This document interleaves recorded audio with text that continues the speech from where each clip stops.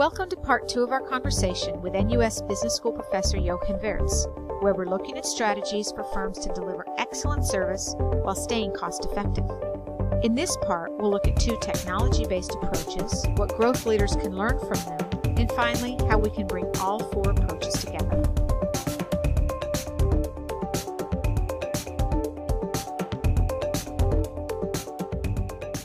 The first of these technology strategies is the use of self-service, and you used Google as an example. Google has a fascinating culture. In Google, it is perfectly fine to spend millions on perfecting a self-service technology, but they have an aversion towards adding headcount. So Google is really focused on creating solutions customers can use by themselves without Google having to add customer service staff. So it sounds like scalability is very important to them. It's all about scalability. And think about this, AdWorks generates over 50 billion in revenue for Google.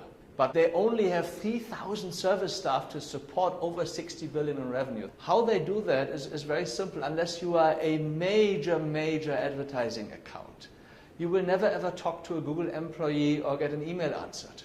So it seems to go back to this issue you talked about earlier about being very clear who you want to serve. Absolutely. And what Google does is, if you are a very large account, yes, you have your advertising customer service team. But all the others, they have to use the AdWorks interface in driving their online advertising strategies. And Google is very clear, if you don't know how to do that, we will not help you. You either can't use Google, or you have to go to an ad agency or to some other expert to help you to use that technology. But Google, what Google does is they're very keen observers, very keen listeners on making sure that whatever they deliver on self-service technologies is very intuitive, is very easy to use, and they're spending millions on getting that right. Google's a great example of a very high-tech company. Can you give me an example of a company that's in a different industry that's also using technology to drive self-service? I mean, self-service technology is everywhere today.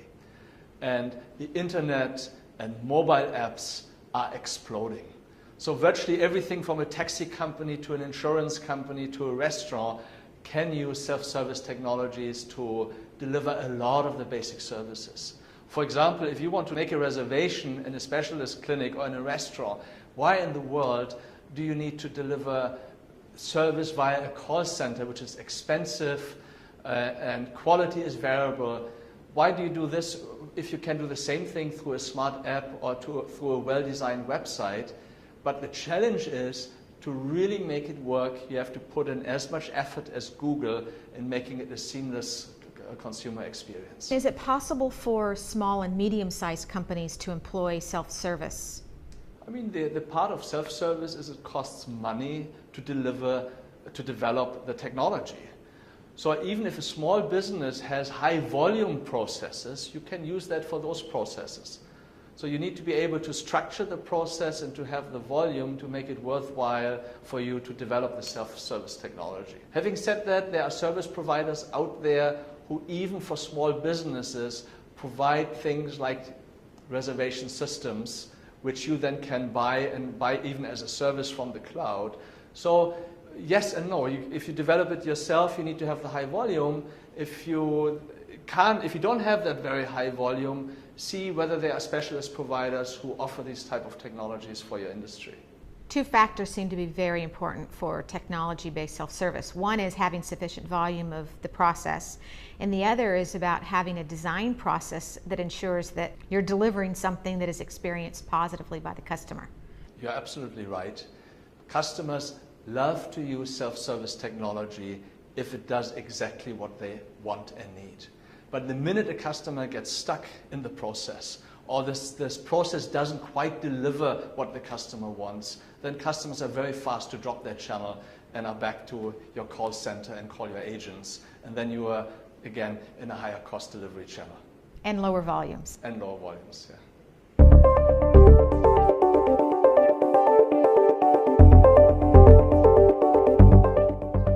Now, Jochen, the other technology strategy you've talked about is using technology to drive down costs and to automate back office systems.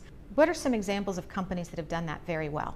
Yeah, I love Changi Airport here in Singapore. They're one of the most awarded airports in the world. And you go into any toilet at Changi Airport, they're sparkling clean. So you may think, wow, they spend a ton of money on cleaners and to keep up this high levels of cleanliness.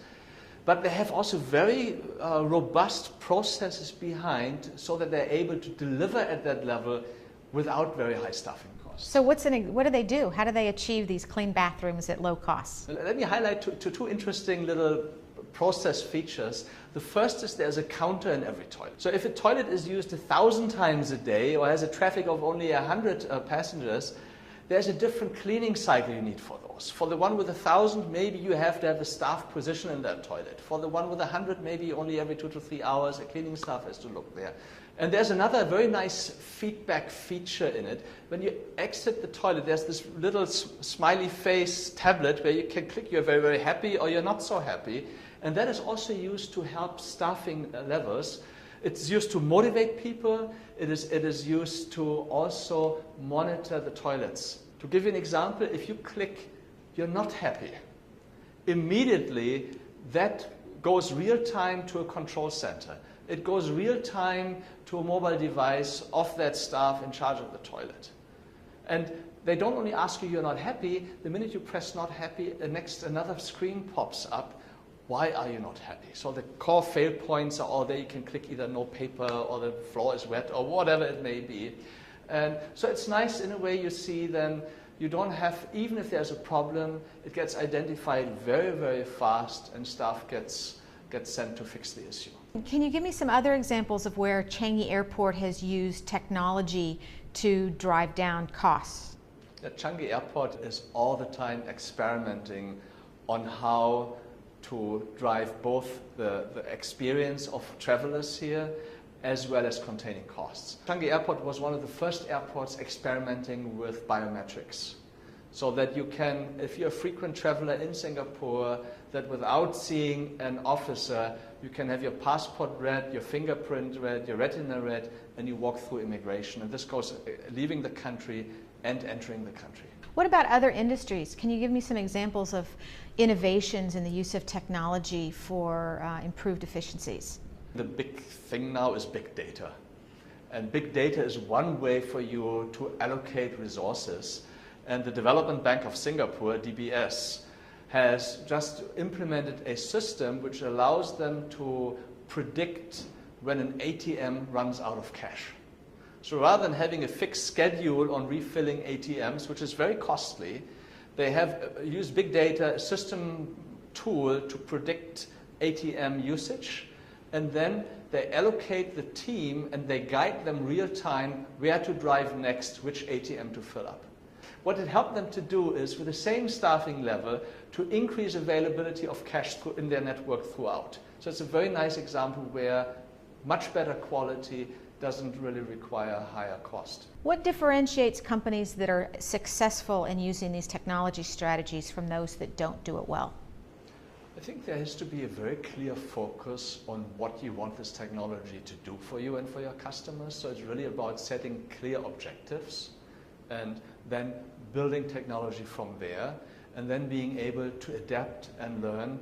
And very often what I see is not the companies that implement wholesale, it is companies that start relatively small, gain experience and build it from there. And I think that that's very important. You have to see how do staff and how do customers deal with that, and then fine-tune the system.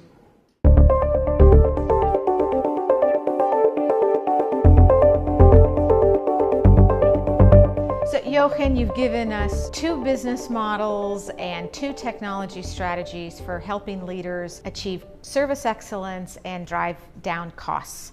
What would be your 3 tips for growth leaders for how they can achieve this? I think the first, as you mentioned, is business models. So that's really a very big decision. That is the overall overarching strategy of your business. Are you the high quality full service provider? Or are you a very focused industrialized solution? That is a very basic decision, and you can't be both. And the second is, most services have a lot of what we call informational processes, like getting information, consultation, making a reservation, payment, billing. all of these things can be provided through self-service technology. So virtually any service business can seriously look at what self-service technologies can I use to enhance customer service while at the same time lowering cost. And the third one is there are so many smart ways of allocating resources to the right points.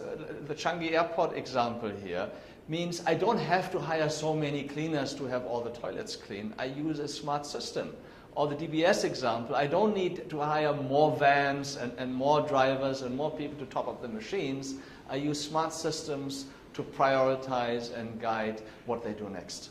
Thanks very much for joining us today, Jochen. Thank you so much for having me, Alison. And thank you for joining us on Driving Growth.